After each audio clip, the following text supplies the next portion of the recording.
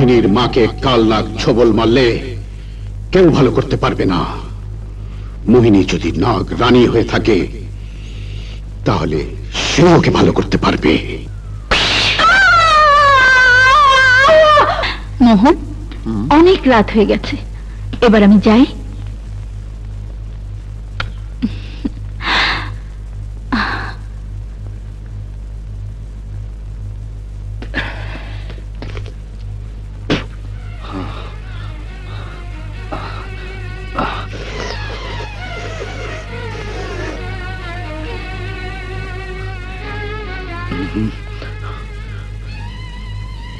না, আমার মতো ওঝার দ্বারা একে ভালো করা সম্ভব নয়, কারণ একে কাল সাপে কেটেছে।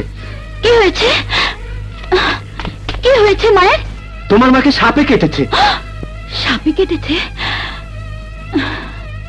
আপনারা আপনারা সবাই বাইরে যান, যান। চল চল চল চলো চলো চলো।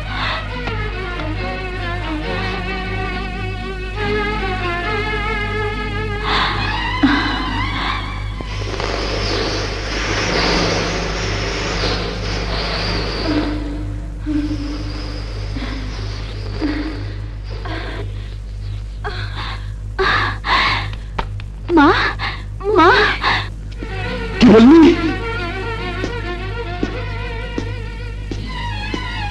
কালনাগের বিষ মোহিনী মুক্ত করেছে? জি হুজুর। তাহলে আমার ধারণাই সত্যি।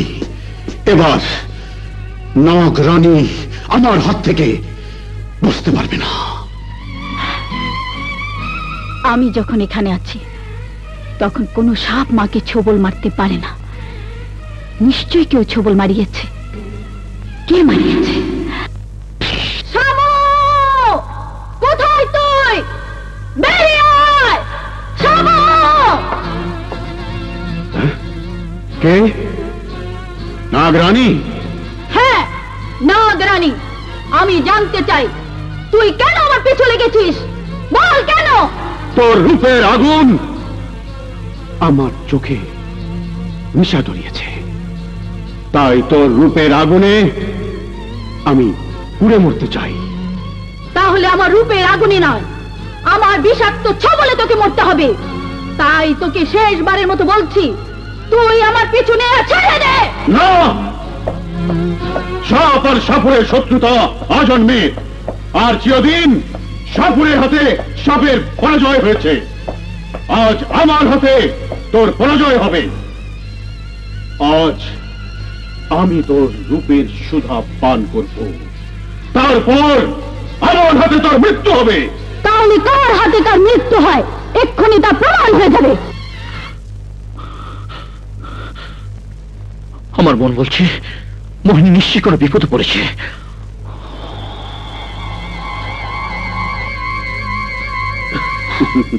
এখনো বলছি, তুই আমাকে স্পর্শ করবি না। আমার শরীরের বিষ তোকে মৃত্যুর দ্বারে পাঠিয়ে দেবে। বিষ?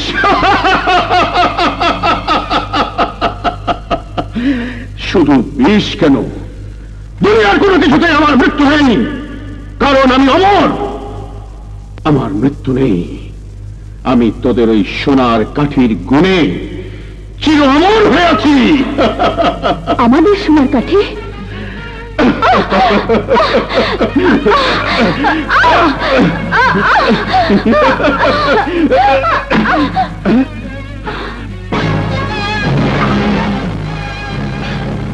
কে তুই? মোহিনীর মোহন। আজ মোহন এসেছে মোহিনীকে উদ্ধার করে নিয়ে যেতে। আর তোর এই রংমহলে মোহন তোর লাশ ফেলে যাবে। আমার লাশ? সিপাহী!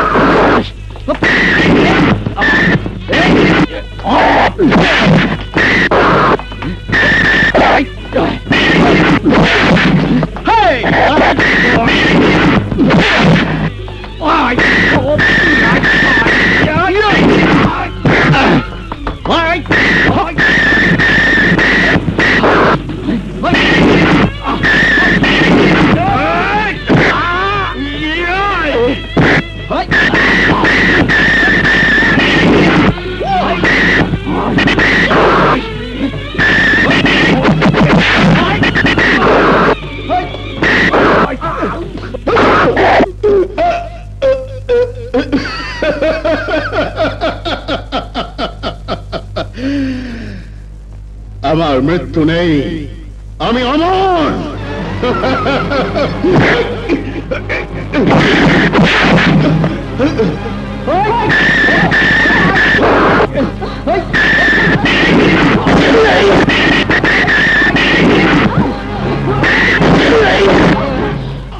তানুকা, বল মোহিনী কোথায়?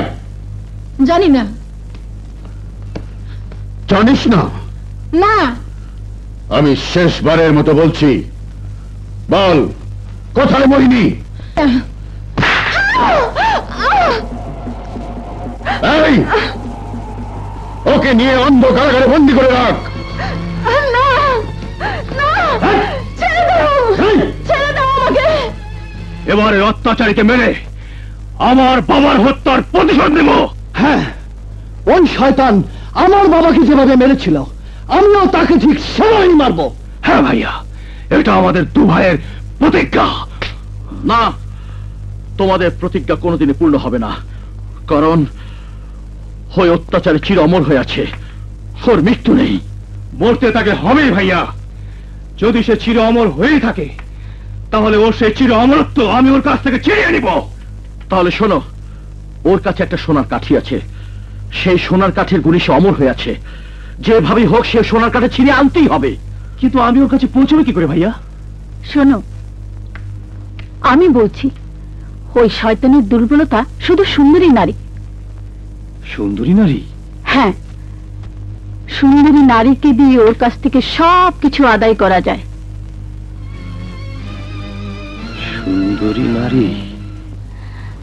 আমরা দু বোন কথা দিলাম, তোমাদের পিতৃ হত্যার প্রতিশোধ নেবার জন্য নবাবের কাছ থেকে সোনার কাঠি হাসিল করব, তবে আজ নয়।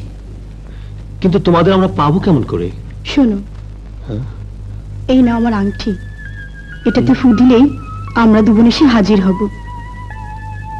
আর তোমরা যদি কোথাও যেতে চাও তাহলে আংটিকে বললেই সেখানে নিয়ে যাবে। দেখি।